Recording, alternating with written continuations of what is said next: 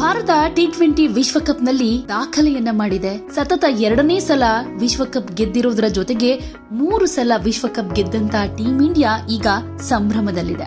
ಈ ಗೆಲುವಿನ ನಂತರ ಟೀಂ ಇಂಡಿಯಾ ನಾಯಕ ಸೂರ್ಯಕುಮಾರ್ ಯಾದವ್, ಮುಖ್ಯ ಕೋಚ್ ಗೌತಮ್ ಗಂಭೀರ್ ಹಾಗೆ ಐಸಿಸಿ ಅಧ್ಯಕ್ಷ ಜೈಶಾ ಅವರು ಅಹಮದಾಬಾದ್ನ ಹನುಮಾನ್ ದೇವಸ್ಥಾನಕ್ಕೆ ಭೇಟಿಯನ್ನ ಕೊಟ್ಟರು.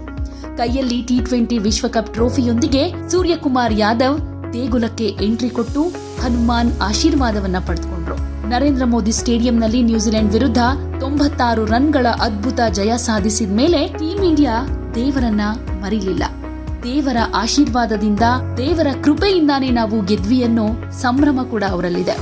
ಹೀಗಾಗಿ ಸೂರ್ಯಕುಮಾರ್ ಯಾದವ್, ಗಂಭೀರ್ ಹಾಗೆ ಜೈಶಾ ಹನುಮಂತನ ಆಶೀರ್ವಾದವನ್ನ ಪಡೆದುಕೊಂಡ್ರು. ಈ ಮೂಲಕ ಗೆದ್ದ ಸಂಭ್ರಮದಲ್ಲಿದ್ರೂನು ರಾತ್ರಿ ಅಷ್ಟೊತ್ನಲ್ಲೂ ಕೂಡ ದೇವರನ್ನ ಮರೆಯದೆ ದೇವಸ್ಥಾನಕ್ಕೆ ಹೋಗಿ ಪೂಜೆಯನ್ನ ಸಲ್ಲಿಸಿದ್ದಾರೆ, ಟ್ರೋಫಿಯ ಸಮೇತವಾಗಿ. ಈ ನಡೆ ಭಾರತೀಯರ ಖುಷಿಗೂ ಕೂಡ ಕಾರಣ ಆಗಿದೆ. ನಮ್ಮ ಆಚಾರ ವಿಚಾರ, ದೇವರ ಮೇಲಿನ ಭಕ್ತಿ, ಶ್ರದ್ಧೆ ಇವೆಲ್ಲವನ್ನ ಕೂಡ ಸೂರ್ಯಕುಮಾರ್ ಯಾದವ್ ಪಾಲನೆ ಮಾಡ್ತಿದ್ದಾರೆ ಅನ್ನೋದು ಅಭಿಮಾನಿಗಳ ಖುಷಿಗೂ ಕೂಡ ಕಾರಣ ಆಗಿದೆ.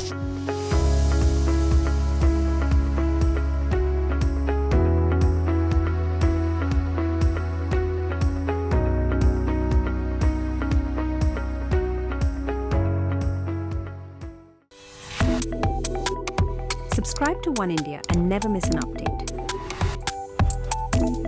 Download the One India app now.